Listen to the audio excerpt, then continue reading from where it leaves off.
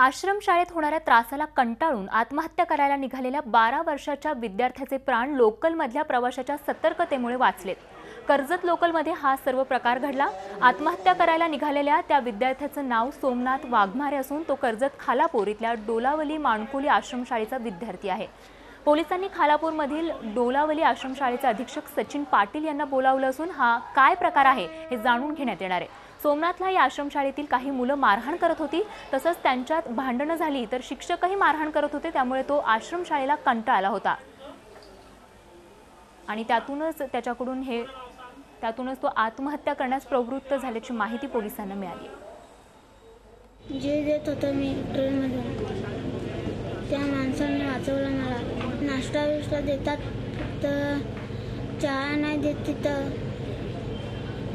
मारतात आणि तिथून मुलांना त्रास होतो। तेव्हापासून मुलं सरांना डरतात। आम्हाला डाऊट झाला की हा काहीतरी जंपिंग वगैरे करणार आहे, तर आम्ही त्याला तात्पुरतं पकडल्यावर विचारपूस केली तर तो पळाला की माझं भांडण झालेलं आहे। मी अशा आश्रमशाळेत माणकवाली आश्रमशाळा डोलवलीला मी आश्रमशाळेत राहतो आणि तिथे माझं या लोकांशी भांडण झालं आहे, मुलांशी, आणि मला तिथे शिकायचं नाही, मला तिथे राहायचं नाही आणि मी निघून आलेलो। झी 24 तास रहा एक पाऊल पुढे।